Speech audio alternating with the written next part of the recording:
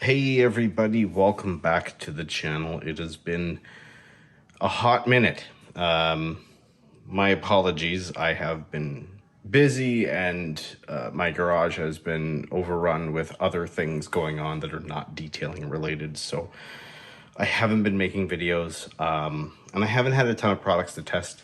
I'm trying really hard to not buy things and make videos for products that nobody gives a crap about. And now that we've hit 500 subscribers, by the way, thank you very much, I can make community posts and I can put up polls and I can sort of pick your brains a bit. So if you see a community post from me, please, interact. I want to know what you want to see. Comment below. Obviously, I am funding all of this channel by myself. So if you want to see something, you got to put your voice out there so I can see it and know what you want to watch. Otherwise, I'm going to guess, and if I get it wrong, then you're not going to like what I do. And nobody wins in that case. So let's get that sorted out, and yeah, let's get on the same page.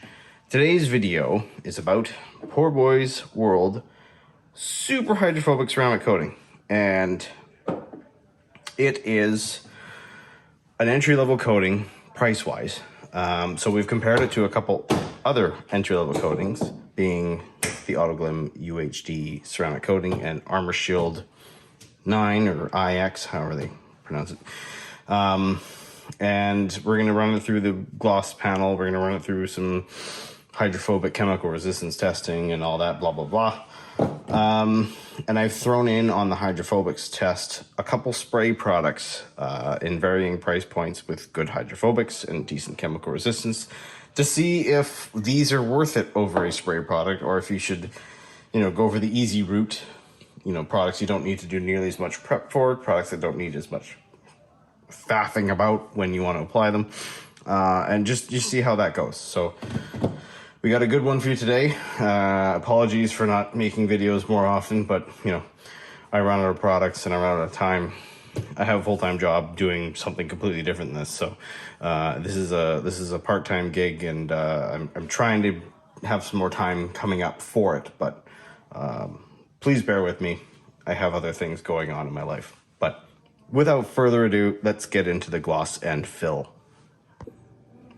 Okay, so first things first, gloss and fill. You'll see there is a control section here and one here. Now, I'm gonna punch this in, but I am looking with my naked eye behind the camera, and I'm not seeing a massive difference between any of them, but we'll punch it in and go from there. Section 1 is on this side just because of how I did the tape lines. So like that. There we go. So section 1 and control.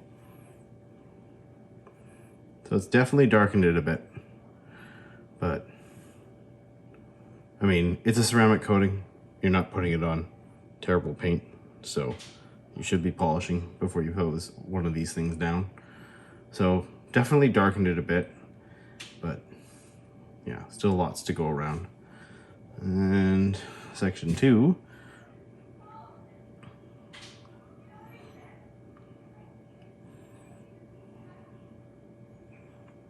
it darkened, definitely darkened it and filled it a bit, but again,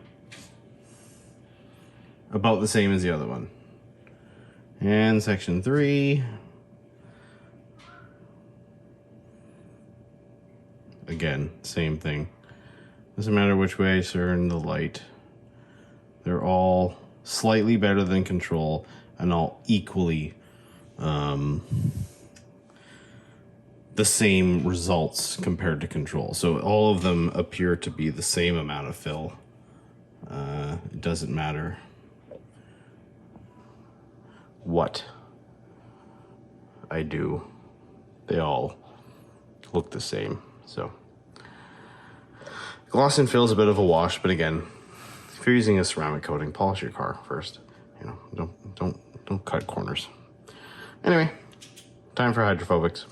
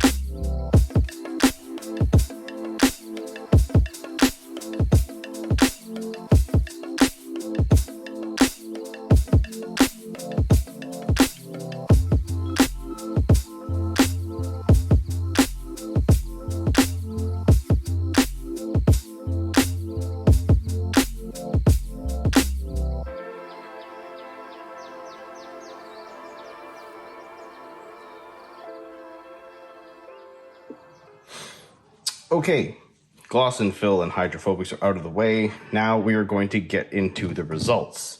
Because the gloss and fill panel didn't have a ton of variety or variation between the three, we're just going to get right off the cuff and go. Number 1 was Poorboys, number 2 was Autoglim, and number 3 was Armor Shield. Even through the camera or not, I could not spot much of a difference between the three. Naked eye or otherwise. Please feel free to scan the video and tell me I'm wrong. But I couldn't see enough of a difference to care. They're all these products are the same price in Canada. So in that regard, polish your paint and all of them will look the same. So let's instead focus on hydrophobics, which I'm sure you saw. There was 5 competitors, which I've said there was 2 mystery guys thrown in that were spray products to sort of mix it up and see how much better a coating is over a spray product. So without further ado, number 1 was Avalon King, who in all respective somethings did pretty good. I wasn't too saddened by the performance because they held on. They were mid-grade by the end after the neat APC hit. This panel has cured for about 3 weeks, so there's definitely no variables in that regard which could affect the performance. But otherwise, it did pretty good.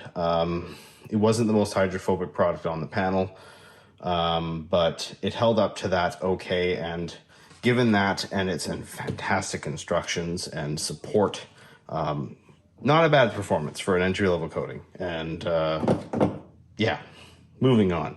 Number 2 was none of these. It was this, Envy's Nova Jet, which is about $40 for 250 mils. Obviously, you're going to get way more out of this than you will out of one of these guys doing a car. You'll probably get maybe 2 cars out of one of these if you're stingy.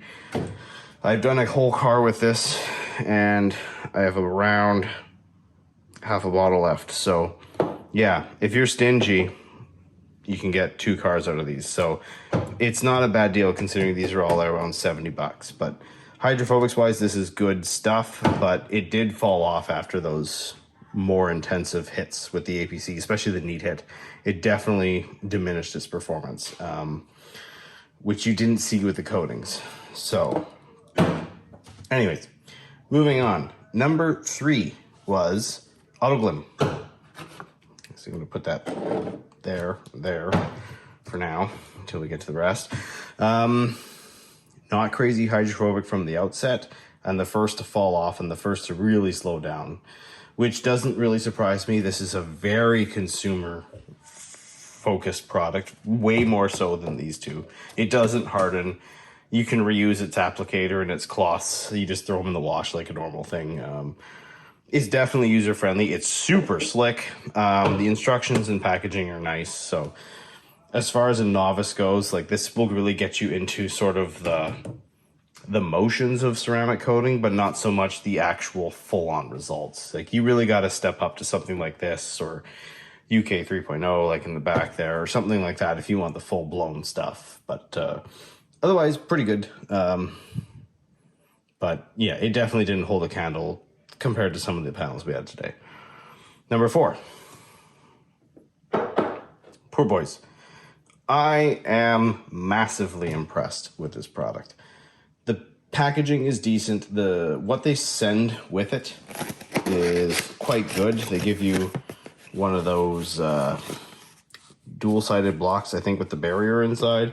You get some cloths to wrap around it. You get a microfiber and an eyedropper. So yeah, I am very impressed with what it comes with. I hate the stupid drippy bottle ones like these guys.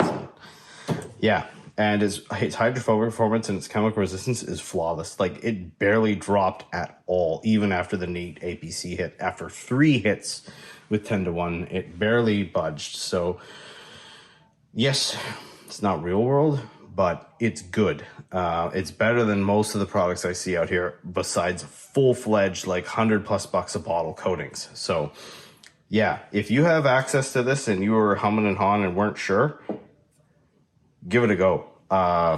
I think you'll be pleasantly surprised. From what I've seen, it's quite good. I am planning on coating a car with it, so I'll try and keep updates on that down the road. I have no idea what I'm doing it to, but I am going to put it on a car and watch it in real world. But yeah, real good stuff. Very impressed. Last but not least, Sonax ceramic spray coating. The darling of Sonax's spray products. Very hydrophobic, pretty stout. It's definitely fell off at the end there after the third APC hit, especially the neat one. But, you know, for 25 bucks for 750 mils, you get a lot of product out of that guy. So kind of what you expect. And it did pretty good. It did better than the autoglum coating, and it's more than half the price. So, yeah, that's it for today. You know, as much as I wish I had more stuff coming up in the immediate future, I don't, but I am working on it. It's hard to make time for this right now. But anyways, thank you for watching. Thank you for the 500 subscribers and opening up the community tab. Like, let's roll with that. Let's keep going. And then I can sort of hone in better what I'm doing and get the content to you guys that you're actually rooting for instead of guessing and hoping it sticks. So thank you for that, and we will see you in the next one.